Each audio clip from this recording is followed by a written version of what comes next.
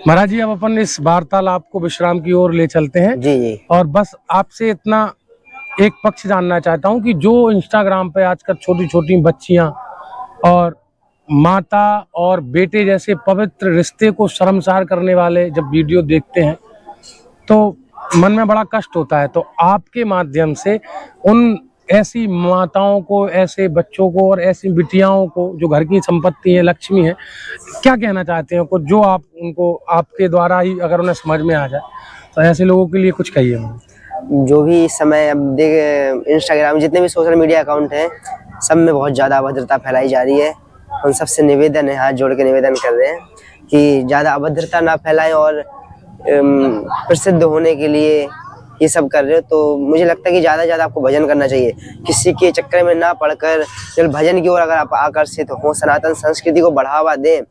अब आप लोग सोशल मीडिया पे अभद्रता फैला रहे हो, जो अभद्रता नहीं फैला रहे, केवल प्रभु का नाम ले लेकर आगे बढ़ रहे हैं, उनको भी मतलब अपन एक मार्गदर्शक समझ सकते हैं।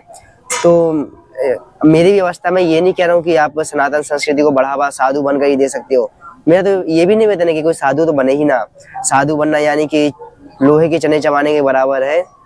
तो साधु ना बन के गृहस्थ में भी रह करके आप लोग, चाहे माँ बेटी बहन छोटे भाई बड़े भाई जो भी हों, हम तो सबको सिया राम में सब जग जानी समझते हैं, सब में प्रभु श्री राम। इसलिए हम कह रहे हैं यदि मैं ये जिस सब में प्रभु श्री राम को देखते हैं हम, और हम किसी व्यक्ति को समझाएं, हमारी इतनी सामर्थ्य नहीं कि हम प्रभु श्री राम को समझाएं।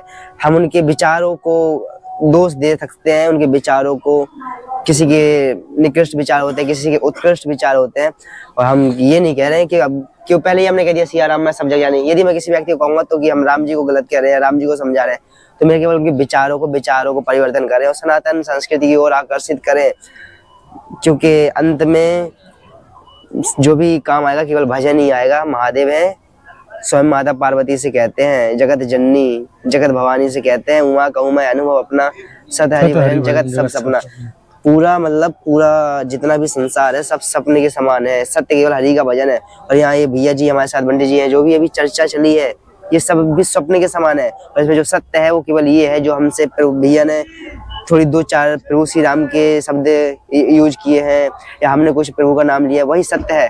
तो हाथ जोड़कर निवेदन है, निवेदन को स्वीकार कीजिए और प्रभु की भक्ति की ओर आकर्षित होइए। जय सीताराम, जय गौ माता।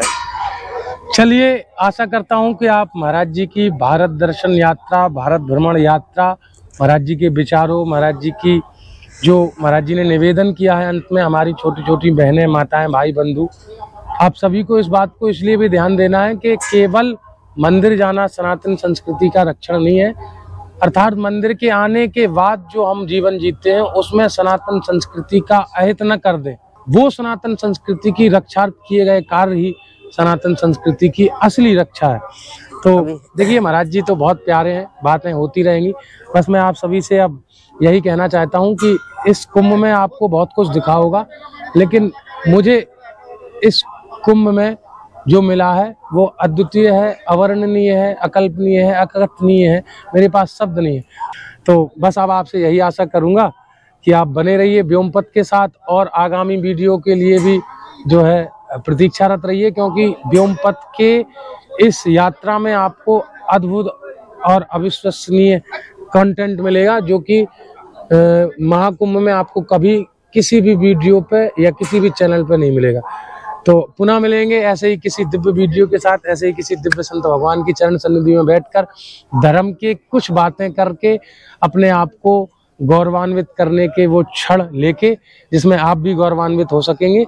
तो अब मुझे आज्ञा दीजिए और आप बने रहिए व्योमपथ के अन्य वीडियो के साथ। पुनः मिलेंगे। हर हर महादेव, सादर, जय जय श्री राम।